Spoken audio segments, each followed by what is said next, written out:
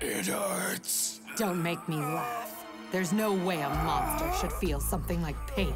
Tokiko is dealing with these homunculus creatures that eat people and then wreak havoc, and she means business. She's gonna come in and get things done. She's gonna take care of business and make it happen. Buso Renkin. I've been officially working on anime for the last 3.5, almost 4 years. I've been working as an actor since I was 9.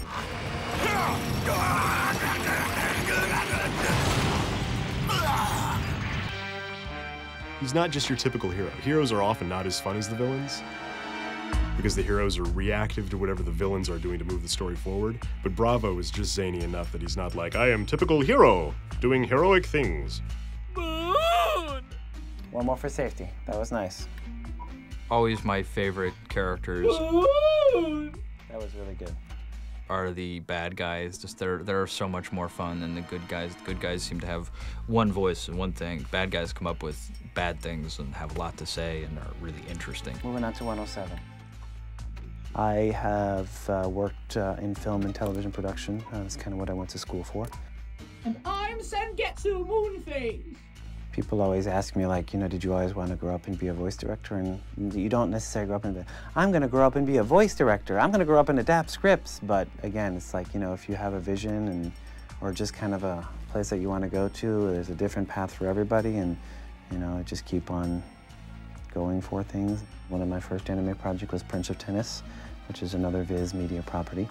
And came in and worked on that project, and it led to another project. And I'm here doing Buso Renkin now. There it is. It's right over there. Oh, wait. Put it all on that running shot, even because the There it is. the wait. It's right over there. Definitely kind of living a dream of working on animation. But after this, When I was a kid, I always used to watch a lot of cartoons. I never actually imagined that I actually work in this and get paid for this. Sometimes the engineer and I kind of look at each other and we're like, wow. Or we look at each other, wow, we're getting paid to do this. Oh no, my mask. Without it, I'm not me. No. There it is. It's right over there. Oh, wait. Cool, playback. All of a sudden, Rene got involved with the anime, and he said to me, would you be interested in working on and adapting scripts for anime? And I was like, I have no idea about this, so I don't even know what they look like. Once I started doing it, I realized, wow, this is actually a fun thing to do, and you know, I'm getting paid for it. Clowning? About what? This outfit of mine is magnificent. In fact, it is so marvelous I could wear it to a ball. Right, Muto? Certainly better than seeing you in your underwear. Underwear? As a writer, I find it very fortunate because I still feel as if I am adding to the story, even though I'm not changing the story. There's still ways to have the character speak in a certain way. By the way, what about Papillon? He couldn't wait to go out in the elegant suit I prepared for him. He went to settle some unfinished business with a warrior, probably an associate of the one we took care of the other day. And so it's been a blessing for me. And I feel very fortunate. Really, really love the process. And all that cartoon watching does lead to good stuff. Yes, just keep on watching cartoons because it could end up to wonderful things, really.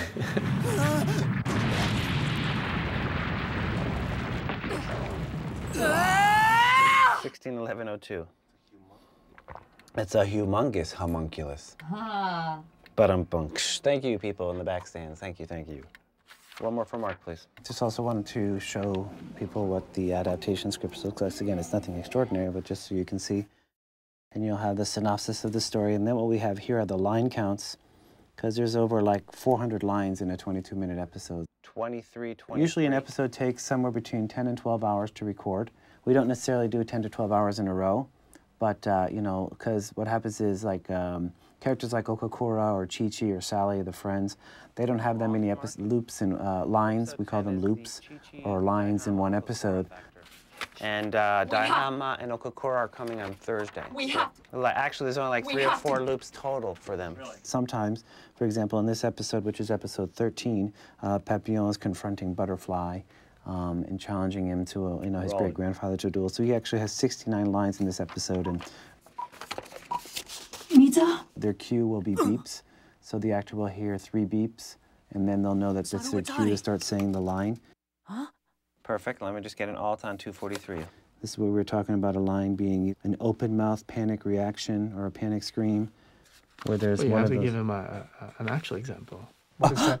That's an open-mouth shock reaction. Closed-mouth sad reaction. Don't stop, Kazuki! We have to get up to the roof as fast as we can. We cannot waste 1 second. You know, I had a hard time with reactions when I first started. Great, thank you. Just a little nip and tuck, Mark. I wanted to breathe out. I didn't want to breathe in. It was one of those things where I wanted to, where really it's better to the reaction to if you go, because it just sounds more truthful, even though my personal reaction would have been to breathe out. So it was just interesting to like pick up and learn from everybody's performance around you. Closed mouth, on guard reaction. Clenched teeth, on guard reaction.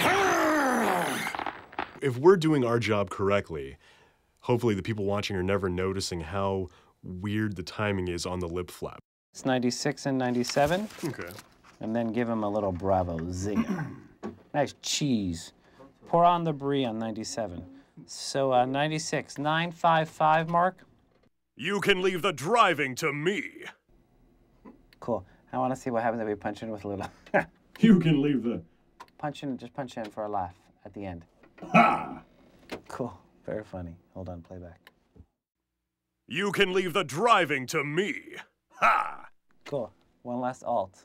I mean, every character has those moments where they're not on screen or they're turned away from the camera or what have you, and they have that freedom. But with a character like Bravo, where, every time he's bravoed out in his outfit, he doesn't have lip flap, it really gives you the freedom to act a little more. I mean, you're always acting, but suddenly you're not, it's one less constraint on you, which is especially helpful during the fight scenes or if he's doing a battle call, something like that, where you can really make it as long or as short as feels natural. And I'm used to having flap, but it's like a holiday. It's like an unexpected holiday when there's no flap. Nice little trick in the audience there. I don't know, as far as would like to give a try, I don't know if I would do him any justice at all, but I did read for Papillon. And again, he's that fun, over-the-top, zany villain. I mean, you just look at him, you're like, okay, this is not your average character. Look at what he's wearing. He's gonna get beat up numerous times. This, I'll get stronger. Favorite roles? I would have to say right now it's Papillon. You must put more love into it. I'm having a ball with Papillon.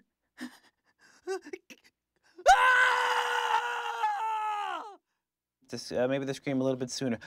Ramp it up. One of my favorite episodes is probably maybe episode 6 where Papillon transforms. Cool, nice. From Chono into the homunculus for the first time.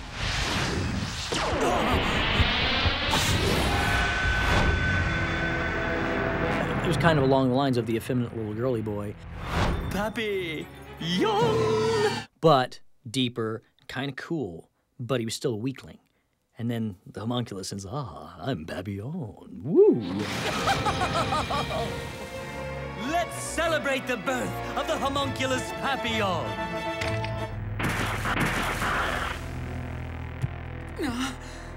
What happened? What happened to you? I see him going off the deep end. More. He's on the diving board. He's near the edge. I see him boing, boing, woo! I hope. My very first anime show, I was on a show called Rave Master, and the character I played was Reina, and she was the evil villainous warrior. I'm also, right now, currently recording on Naruto, and I played Tamari, and also very similar, I guess I hadn't really considered this, but they're both very strong female roles, and I really enjoy that. Because a lot of times, I have found that female characters can be very, I don't want to say weak, but they're a little more passive, they're a little more willing to let the male characters have their sort of dominance. And what I like about both those roles, both Tamari and Tokiko, is they have their own strength within and they make their own decisions and they sort of do what they want to do. I play those roles a lot it's very empowering. I mean, there's a great deal of strength and control and a wonderful sense of ownership and sense of value to that, because there is such a drive and a mission to accomplish what is necessary that it's so empowered, unlike other characters where they're a lot more flippant and more easygoing or with less sort of understanding of who they are. It's been interesting for me to sort of go, wow, I get sort of typecast as this warrior, because I don't think of myself as a particularly ferocious sort of person. So maybe it's my inner warrior inside wanting to come out. A lot of times in a series, the character develops. Because we get more comfortable with it, we understand the character, we know where he's going. So when you come in, usually, with this, I do a little something different with Papillon, because normally I'm a very active voice actor. Papi, you! One more time. Papi, you! And a twist. This is played by Tom Jones. What's new, Papillon? Whoa, whoa, whoa, whoa. So what you have to do is you have to watch the character, make sure and match the mouth flaps, read the script correctly, and give a good performance all in one time. My name is Tokiko. Tokiko Tsumura. Tokiko? I remember the first time that when we were doing the first episode and her Buso Renkin power comes out, and it's these great straps on her thighs that have these like little leg things that come out with these blades on it. I remember looking at that the first time going, what is that? Like, is it a spider? What is that growing out of her? You again. That's more like It's almost, when you think about it in a metaphor, it's her inner strength coming out and being expressed in this wonderful transformative sort of design that grows and can take care of business for her. The moon's phases from 0 to 29. That makes 30 forms. 30 variations of myself. Don't take that beat there. Just finish the thought. Only because there's no time. I like it, but His whole package is, I'm here for the world to look at me. Look it, look it, look it. I want more of me out there. He's the showman. He's the one who wants the attention, because when he comes on screen, he usually contrasts with everything in the background. So he's got this big, gigantic yellow, sickle moon head. I'm Moonface, and this is my precious Buso Renkin. I just want the shoes. I think those would be a lot of fun. Are there two of you now? Or is it just an illusion? We started with sort of a British fop sort of character. A clone or twins? Come on, take a closer look at us. And when we started going further, just the thing that seemed to fit best was, we're not identical. A clone or and it twins? sounds a lot like Julia Childs telling you how to cook a pot roast. We're not identical. We're not the same at all. spectacular.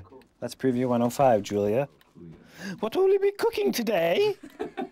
Moon, this beautiful thing up in the sky. I'm going to go and fight Papillon. Not Papillon, Papillon I like. I'm going to go fight Captain Bravo. What are you gloating for? Moon? You're the last one left. Last one? Really? And he doesn't understand that I can expand myself into 30, and if he defeats all 29, one escapes, hits the button, 30 against 1. It'll be a marathon match for you. Think you can win it? I'm just gonna have to take you down one by one. We compiled the moons. Now that there are 30 of them, and there's maybe 5 on the screen, they say each one's supposed to say moon, we had to do 5 different variations of moon. And I'm Moonface Maitsuki. And I'm Moonface Mayatsuki. One more for safety. And I'm Moonface Mayatsuki. Back here, you have Moonface Hihaku, Kangetsu, Niju-san Yamachi, Kyoko, Playback, very nice. Kaget, Mangetsu. All these pronunciations in one Beautiful, Shingetsu, Scary, Moon. So it would be, not just finding the right one, but finding the right 5 different ones, all from the same character, that all stand out and make sort of a chorus of moon, moon, moon, moon, moon. Moon. The number of homunculi, unknown. The number of familiars, unknown. The number of kakugane, unknown. Nice I try. ran way too long. I think it's one of those Zen things. If I'd really tried to go out and be a voiceover actor, I probably would have run into more obstacles than just letting it sort of happen the way it did. That sounds very new agey. Yeah. Mark says it's all clear. We can proceed. Miss, I too shall have a hamburger meal A. Are you going to want that for here, sir? Just sort of Or will that be dumb to go luck, instead? really. And then I'll go to LA, be, film and TV actors. Just as simple as that. You show up and they give you parts. And so I pursued it as a sideline, took some classes, made a demo. Warrior Chief. Sent in my demo and got in with this one company that it was only like their second or third anime project they'd ever worked on. So they were still building a stable of talent. Buso! You two stay back. I'll deal with him. Warrior Chief. This guy's a small fry, but he's more than you two can handle right now. Bravo seems to vacillate back and forth between the overly gruff, people are gonna die, that's just how it is, that's the warrior's lot in life, and really wanting to make sure people are ready for what's coming. Direct hit, Bravo, punch! And those are fun scenes to record where we have to go out and do some training, and training is basically me going to be making you miserable for a while. Alchemist warriors are just simple soldiers. Warrior Tokiko and Warrior Kazuki will fight to the very end, no matter what you throw at them. I will not allow another one of my men to die again. And basically this is now you're trying to be like a warrior leader. You're trying to be a warrior like the rest of them. You're just a little pink warrior rolling. Could recover at any moment. And before that happens, we must defeat Dr. Butterfly! Can't wait. I want to bring him down a little in tone. It is possible that the so traitor kind of warrior could recover at any moment. And before that happens, we must defeat Dr. Butterfly! That was awesome. That's what I mean about if we play them all one level, it's going to get a little... That's gorgeous. 29's coming up. Well, I was born on a distant planet. We're an alien race, and we were trained to do voiceover work there. That's what we specialize in. So, no, I'm from New Jersey. And I do all kinds of character voices. I'm Jiraiya, the pervy sage, on Naruto. I'm Kenpachi on Bleach. I'm about to tell you everything there is to know about the LXE. But before that, Tokiko, get down on your knees. My new roles in Buso Renkin, where I play a little robot character. Baby voila! And the silly little guy that likes to do all kinds of talking, so much talking, and I like to grab onto people and hold on to them. So I was kidding around with the director, and he went, wow, we need that voice for this robot, this little Angel Gozen character. And he goes, do it again. So I did some more of that. They recorded it and sent it off to the producers, and they said, that's the voice. That's how they sound. Producers always have really deep voice. That's the voice. Hire him. He's good. So I got the stamp of approval, and I got to be... Silly! Crazy! You like that voice? How would you like that all year? All 24 hours a day. Would you like that? Good. And then I play Dr. Butterfly, who's more like evil and has a plan and an agenda. I'm alive. Ah, you're awake. Good morning, Koshaku. Or are you now, Papillon? Who are you? My brethren in battle now refer to me as Dr. Butterfly. Welcome, Papillon. In acknowledgement. I think the fact that Dr. Butterfly is 100 years old and that he plays nice but is really evil, that he has an agenda, and he's a little bit of a mystery, that's kind of fun. If you had killed Oka, And the next minute, I can be the little idiot robot. Usually when you're in Hollywood and you're getting hired as, we're called bread and butter guys, we're not like the big celebrities. We are paid to do lots of voices, to walk in, not know anything, get really bare information, and then assume a character based on the character description, like old, scientist, rich. We take these things and then we create a voice around it. So lots of times we have no information until we get to the session. The best part is working with the actors, especially that first session of trying to get the voice and trying, because what happens is they'll come in and they'll, they always ask to see the character and then to hear what the original, or OJ, we call it the OJ, the original Japanese sounds like, because we always try to and honor that, but at the same time, as with any sort of adaptations, we try to honor the original script, but then try to make it, an American version of it. What's fantastic is I find that voiceover acting tends to have its own little community, and it's a smaller community than other forms of acting. And it's sort of it's like a family in a way, and you start to work with the same people on shows, and you start to see them when you go in to audition, and you start to become familiar with their work. So you'll be working on a show and you're like, that sounds like, oh, that is. You start to recognize, like, even like you go back to the Digimon series, and you go back, like, you know, to Power Rangers and stuff, and you hear a lot of the voices that you're working with now, and it's just like really exciting. It's kind of like a fun game. Name that voice. Name that voice actor. But after you get established, like here in Hollywood, and they know that you can do dogs or parrots, you know, or monsters or all kinds of creatures like these, you know. Once they know you can do that sort of thing, you get hired to play all different kinds of characters, and so then you don't have to worry about working so much. People that haven't recorded as actors can adapt scripts, can direct episodes. It happens all the time. But it's a whole lot easier, I think, to bring in people that already know what it's all about and say, here, you know, go for it. And I think the rationale is, as actors, as having been in the booth, these are people that know exactly what you need in a script, even if it's something as simple as, this sentence is way too long, there's no way to read this in one breath and have it sound natural. Here's where you need to put a break, here's where you need to put a comma. That's fine, good, perfect. Moving on to... I'll splatter your guts. She seems so down to business. What is this whole, like, it seems too demonstrative to me. It seems like, you know, it's too showy, like, I'm gonna splatter your guts. And then when I started to actually use it and do episode after episode where I started to say that, it really started to feel like it sort of fueled her. It, like, clicked her into what she needed to do, and then she got down to business, and she meant business. And so I really like it now. It brings me a lot of great sense of joy every time we get to the end of the episode and I get to say, I'll splatter your guts. Get him, Tokiko. Get him, Tokiko. That's right. So I love that. It's just like a great little punch.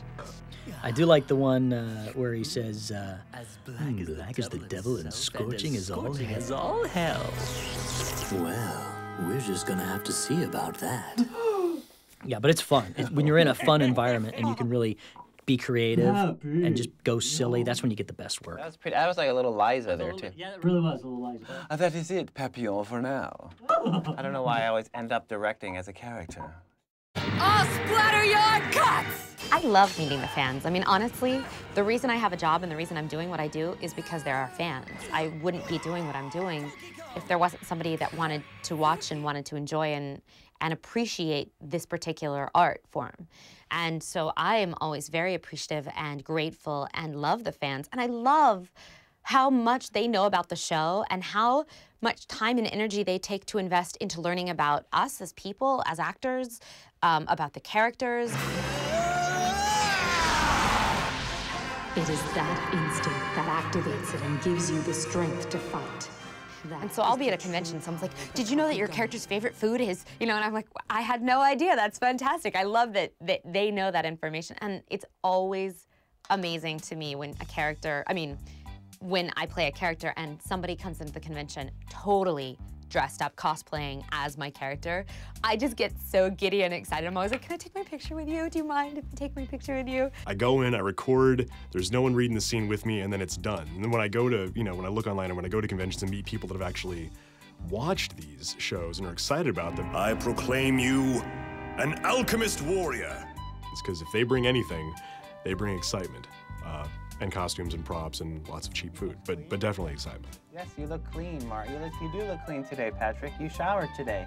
Good. Bravo, Patrick. Bravo. Happiness will be taken care of with one swift attack.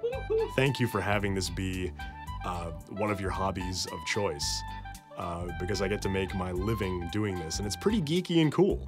And the fact that we can, you know, have these moments together, albeit not in the same room, is kind of neat. So, good on you guys. Good on you. Thank you.